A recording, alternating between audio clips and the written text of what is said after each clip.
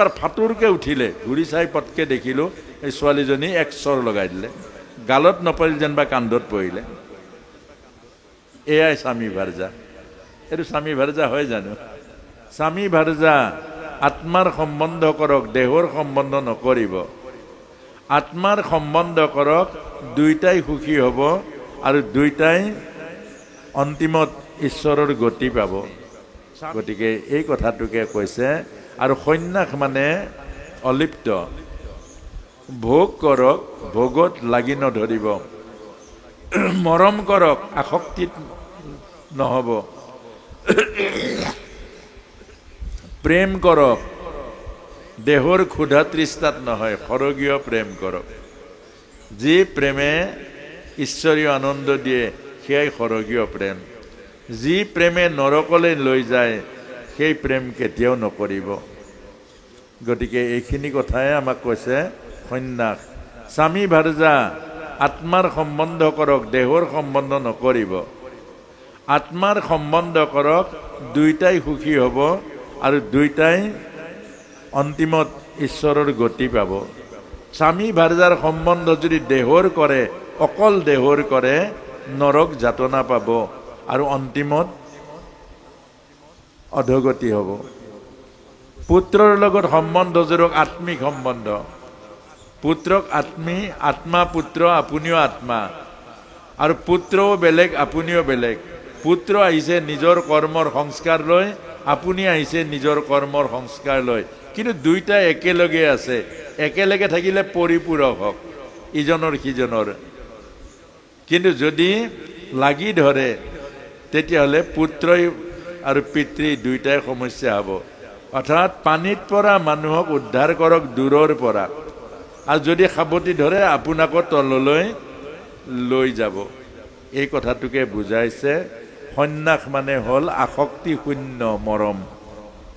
পুত্ৰৰ প্ৰতি দায়িত্ব আৰু কৰ্তব্য পালন কৰক, মোৰ বুলি লাগি নধৰিব। যিবোৰ আহাৰ গ্ৰহণ কৰে ভগৱানত অৰ্পণ কৰি গ্ৰহণ কৰক, আপোনাৰ লোভ নাথাকিব। ঈশ্বৰৰ অৰ্পণ নকৰা আহাৰ গ্ৰহণ নকৰিব। ভগৱত গীতাত কৈছে, জিভাৰ লোভত খোৱা প্ৰতিটো অন্নই আপোনাৰ জীৱনৰ দুখ দিব, কষ্ট কৰিব। আৰু জীৱৰ কাৰণে গ্ৰহণ কৰা প্ৰতিটো অন্নই আপোনাক জীৱন দিব আৰু জীৱনৰ ৰস দিব। গতিকে প্ৰতিটো কৰ্মই ঈশ্বৰত অৰ্পণ কৰক। ঘৰত থাকিয়ে সন্ন্যাসী হ'ব আৰু এদিন হাঁহি হাঁহি সংসাৰৰ পৰা ওলাই যাব। ভাৰ্যাৰ লগত পাতিব। কি পাতিব? তুমি আগত গ'লে তোমাক মই নাম সোমৰাম আৰু মই গ'লে মোক নাম সোমৰাবা। হৰিয়াতৈ আৰু মাধৱ পুৰুষ। আমাৰ ভাৰ্যাৰ লগতো এইবোৰ পাতিব যে মই যদি আগত যাব লগা হয় তুমি মোক নাম সোমৰাবা, আৰু তুমি যদি আগত যোৱা মই তোমাক নাম সোমৰাম। আৰু দুইটাই একেলগে নাম ল'ব, সেৱা কাৰ্য কৰিব, আৰু দুইটাই হৰি ভকত হ'ব। দুইটাই ইটোৰ সিটোৰ পৰিপূৰক হ'ব আৰু সদায় আত্মমুখী কৰ্ম কৰিব, পাতিব কথা। স্বামী ভাৰ্যা অন্তত সপ্তাহত এদিন হ'লেও নিয়মমতে প্ৰতিদিন পাতিব লাগে আধ্যাত্মিক কথাবোৰ স্বামী আৰু ভাৰ্যাই। যদি নকৰে এসপ্তাহত এদিন অন্তত সময় যদি নাই আপোনাৰ, অন্তত ৰবিবাৰ এটা দিনত একবাৰ বহিব, স্বামী ভাৰ্যাৰ লগত আধ্যাত্মিক কথা পাতিব। হেৰা, তুমি আৰু মই, তুমিও আত্মাৰূপে ঈশ্বৰেই আৰু ময়ো আত্মাৰূপে ঈশ্বৰে, দুয়ো স্বামী ঈশ্বৰৰে লীলা। এইবোৰ আমি স্বামী ভাৰ্যা হৈ জন্ম পাইছোঁ। ঈশ্বৰে কাৰোবাৰ পুত্ৰৰূপে আহিছে, পত্নীৰূপে, এইবোৰ লীলা, এইবোৰ লীলা। প্ৰভু ৰামৰ ভাৰ্যা যেতিয়া ৰাৱণে হৰণ কৰি লৈ গ'ল, তেতিয়া প্ৰভু ৰামে বিচাৰি ফুৰিছে সীতাক।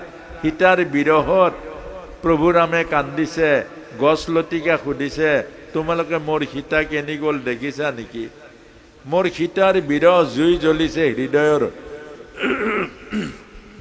গতিকে সীতাক কোনে নিলে তোমালোকে দেখিছা নেকি? তেতিয়া শিৱৰ লগত পাৰ্বতী মা সতী মা বহি আছিলে। তেতিয়া পাৰ্বতী মাৰ সন্দেহ হ'ল, এইজন ভগৱান কেনেকৈ হ'ব? শিৱই আকৌ প্ৰভু ৰামৰ নাম লয়, নাম জপ কৰে, ৰাম ৰাম ৰাম ৰাম। তেতিয়া কৈছে, ভোলানাথ তুমি যে এই নাম ৰামক ভগৱান বুলি নাম জপ কৰিছা, ৰাম ভগৱান হয় জানো? বোলে হয় দেৱী, ভগৱান হয়। নিজৰ ঘৈণীয়েকক কোনে নিছে গম নাপায়।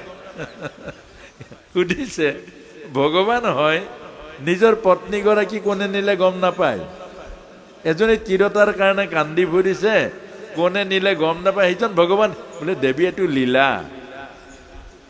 পাৰ্বতী মায়ে আকৌ বস্তুৰ লীলাটো নুবুজে। যেনেকৈ যশোদাই ভগৱানৰ লীলাটো নুবুজিলে, সেইকাৰণে ঈশ্বৰ নেদেখে। আপুনি মই লীলাটো নুবুজো, সেইকাৰণে ঈশ্বৰ নেদেখো। বোলে এয়া লীলা। বোলে কেনেকুৱা লীলা, এইটো কি এনেকুৱা লীলা? ঈশ্বৰ হৈ নিজৰ পত্নীক কোনে নিছে গম নাপায়, আৰু ঈশ্বৰে এজনী তিৰোতাৰ কাৰণে কান্দি ফুৰিছে, এইটো কেনেকুৱা ঈশ্বৰ হ'ব পাৰে? দেৱী শিৱই বুজি পালে সন্দেহ আছে, আৰু কেতিয়াবা ক'লে দেৱী যোৱা, তুমি সন্দেহটো ভঞ্জন কৰি আহা, যোৱা নিজে। তেতিয়া সতীমা গুচি গ'ল, সীতা ৰূপ লৈ গ'ল। সীতা ৰূপ ধৰি যেতিয়া গ'ল, প্ৰভু ৰামে দেখিয়া ক'লে, মা ভোলানাথ ক'ত থাকিলে? প্ৰভু ৰামে ক'লে, মা ভোলানাথ ক'ত থাকিলে? সতীমাই লাজ পালে, একো মাত নামাতিলে। মাত নামাতি গুচি আহিলে। শিৱই সুধিলে, কি হ'ল? পৰীক্ষা কৰিলে জানো? মূৰটো জোকাৰি দিলে, তাৰমানে মিছা মাতিলে। এই কাৰণে দক্ষৰ যজ্ঞত এই সতী প্ৰাণ ত্যাগ কৰিব লাগে। এই দেহটো অপবিত্ৰ হৈ গ'ল স্বামীৰ আগত মিছা কথা কোৱাৰ কাৰণে। স্বামীৰ আগত যে মিছা কথা ক'লে, তাৰ কাৰণে এই প্ৰাণ দেহটো ত্যাগ কৰিব লাগল দক্ষৰ যজ্ঞত। দেহ অপবিত্ৰ হৈ গ'ল। এইকাৰণে আমাক বুজাইছে এইবোৰ চব লীলা। আপোনাৰ ল'ৰাটো যে সেয়াই ঈশ্বৰ, আত্মা নহয় জানো? কি সেয়াই ঈশ্বৰ। আপোনাৰ পত্নীগৰাকী সেয়াই ঈশ্বৰ। ঈশ্বৰে পত্নী ৰূপে আহিছে আপোনাৰ ওচৰত, ঈশ্বৰে পুত্ৰ ৰূপে আপোনাৰ ঈশ্বৰত আহিছে, আৰু আপুনি সেই ঈশ্বৰ ভাৱনাৰে পালন কৰক। অৰ্থাৎ এই পত্নীকে আপুনি জগতজননী জগদম্বা ৰূপেৰে পালন কৰক। কেলে? সেইজনী আপোনাক অন্ন দিয়া নাই জানো? সেই পত্নীয়ে অন্ন দিছে নাই? সেইজনী মা। অন্ন দিওঁতে মা বুলি ভাবক, তৃপ্তি পাব, আনন্দ পাব, সুখ পাব। যেতিয়া আপোনাৰ সন্তান জন্ম দিব, সেইজনী জগতজননী জগদম্বা নহয় জানো? জগতজননী জগত মাতাহে গোটেই জগত সৃষ্টি কৰিছে। আপুনি সেই ৰূপেৰে ভাবক, শ্ৰদ্ধা ভক্তি গদগদ হৈ যাব। আপোনাৰ যেতিয়া আপোনাক উপদেশবোৰ দিব, চুলিত আঙুলি বুলাই দিব যে স্বামী বেয়া কাম নকৰিব, আমি সুখতে আছো, মোৰ ল'ৰা এটা আছে, ছোৱালী এজনী আছে, বেয়া কাম কেতিয়াও নকৰিব, ধৰ্মত চলিব, সেইজনী আপোনাৰ বন্ধু নহয় জানো? অতি মিত্ৰ নহয় জানো? উপদেশদাতা গুৰু নহয় জানো? এইবোৰ ভাৱনাৰে আমি স্বামী ভাৰ্যা পুত্ৰ কন্যা যেতিয়া আমি সম্বন্ধ জুৰিম, তেতিয়া দেখিব জীয়াই থাকোঁতেও বৈকুণ্ঠত থাকিব আৰু মৰিলেও বৈকুণ্ঠ পাব। এইখিনিকে কৈছে সন্ন্যাস যোগ। ক'তো লাগি নধৰিব, কোনো কথাত নালাগিব। এবাৰ মাত্ৰ পত্নীয়ে আপোনাক কৈ দিলে আৰু আপুনি এৰিব নোৱাৰে। আপুনি কিমান কৈ আছে? আপুনি যে অকল দম দি থাকে, ধমকি মাৰি থাকে, হেৰা কি কাম কৰা হে, কি কাম কৰা? আৰু যি আই মাতৃসকলৰ স্বামীয়ে কয় কি কাম কৰা, এদিন আপোনাক হবে একো কাম নকৰিব। ৰাতিৰ বিচনা তেনেকেই থৈ দিব, চোৱা বাচন তাচন তেনেকেই থৈ দিব, ঝাৰু চাৰু নামাৰিব, ঘৰ দুৱাৰ কাপোৰ কানি তেনেকৈ থৈ দিব। আৰু স্বামী দেৱতা যেতিয়া আহিব, ৱা এইবোৰ কি? বোলে এইবোৰে কাম। বুজাই দিব, বুজি পাব। এই কথাটোকে আমি কিমান কৈ থাকো, কিন্তু এদিন যদি পত্নী কয়, সেইকাৰণে এজন সন্তৰ ওচৰত, অৰ্থাৎ পত্নীয়ে কৈছে, তুমি বহুত জানুৱাৰ দেই। আকৌ স্বামীয়ে কৈছে, ৱাহ তুমি এই কথাটো কেনেকৈ বুজি পালা? তুমি এনেকুৱা কথাটো কেনেকৈ বুজি পালা? বোলে কি বুজি পালো? আপুনি জানুৱাৰ। সেইটোৱেইতো বুজিছো, তুমি কেনেকৈ বুজি পালা? জান মোৰ, তুমি জান, মই তোমাৰ বৰ, দুইটা জানুৱাৰ নহলো জানো? তুমি মোৰ জান, মই তোমাৰ বৰ, দুইটা মিলি জানুৱাৰ হৈ গলো। আৰু স্বামী ভাৰ্যা মনত ৰাখিব, হৃদয়ৰ আধা বাওঁফালটো পত্নী, সোঁফালটো পুৰুষ। স্বামী ভাৰ্যাই জানো মনত কষ্ট দিয়ে, কাজিয়া কৰে? স্বামী ভাৰ্যা এক তত্ত্বহে। এই কথাখিনি বুজাৰ লগে লগে সংসাৰ মধুৰ হ'ব। এই কথাখিনি নুবুজাৰ লগে, আজি বৰ্তমান নুবুজে, সেইকাৰণে স্বামীও নহয় পত্নীও নহয়। মই অলপতে ট্ৰেইনত গৈ আছিলোঁ দুলীয়াজানত, মোৰ ওচৰতে এহাল আছিলে স্বামী ভাৰ্যা, পাছত গম পালোঁ আৰু। এবাৰ ফাটোৰকে উঠিলে, ঘূৰি চাই পটকে দেখিলোঁ এই ছোৱালীজনী এক চৰ লগাই দিলে, গালত নপৰিল যেনিবা কান্ধত পৰিলে। এয়াই স্বামী ভাৰ্যা। এইটো স্বামী ভাৰ্যা হয় জানো? সেইকাৰণে আজিৰ বৰ্তমান অজ্ঞানী মানুহে স্বামী ভাৰ্যাৰ যিটো ব্যৱস্থা, এইটো লিভ টুগেডাৰ, স্বামী আৰু ভাৰ্যা কেতিয়াও নহয়। গতিকে আপোনাসৱক এই কথাটোৰ মাজেৰে কৈছোঁ, স্বামী আৰু ভাৰ্যা আধ্যাত্মিকভাৱে সম্বন্ধ কৰক, পিতা পুত্ৰৰ আধ্যাত্মিক সম্বন্ধ জোৰক, আমাৰ ঘৰ গৃহস্থীখন সৎসংগ বনাই লওক, আৰু এদিন সেই গৃহস্থী ঘৰতে আপুনি অন্তিম নিশ্বাস ত্যাগ কৰিব। প্ৰভু ভগৱন্তই কোৱা সেই স্থানলৈ যাব। ন তদ্ভাসতে সূৰ্য শশাংক নাপাবকাহ য়দ্গত্তা নিবৰ্তন্তে তদ্ধাম পৰমং মম। সেই পৰম ধাম য'ত চন্দ্ৰ সূৰ্যৰ পোহৰৰ আৱশ্যকতা নাই, য'ত জন্ম মৃত্যু জৰা ব্যাধি নাই, সেই বৈকুণ্ঠ আপুনিও পাব, আমিও পাম, যদি এখন সুন্দৰ গৃহস্থী আমি নিৰ্মাণ কৰি ল'ব পাৰোঁ। গতিকে সুন্দৰ গৃহস্থী বনাবলৈ যত্ন কৰক। বহুতে এই মৰাৰ পাছত যি প্ৰাণবায়ু ওলাই, ফটোখনৰ তলত কি লিখে বাৰু? আপোনাৰ নামটো কি লিখে? মৰাৰ পাছত কি লিখে? স্বৰ্গীয়। মানুহক ঠগে নে নঠগে? মৰিলে স্বৰ্গলৈ যায় জানো? এই আপোনাৰ যে ফটোখনৰ ওপৰত লিখিলে স্বৰ্গীয় বুলি, স্বৰ্গত যায় জানো? কয়নে? যায় জানো? কিমান ঠগে মানুহক। আৰু ফটোত লিখিলে স্বৰ্গলৈ যায় জানো? গোটেই ঘৰ সংসাৰ নৰকত বাস কৰিলে, কাজিয়া লাগি লাগি আকৌ ফটোত লিখিলে স্বৰ্গীয়। আপোনাৰ হবে বাৰু বৰশী দেখিছে জানো? বৰশী, এই বৰশীত মাছ এটা দিলে টোপটো খাই দিয়ে, চিপ মাৰিলে মাছটো তললৈ যায় নে ওপৰলৈ যায়? বৰশীটো চিপ মাৰি দিলে মাছটো তললৈ যায় নে ওপৰলৈ যায়? প্ৰভু কওক আকৌ, ক'লে ভাল লাগিব। ওপৰলৈ। এতিয়া ওপৰলৈ যায়, লগৰ মাছবোৰে কি বুলি ভাবে?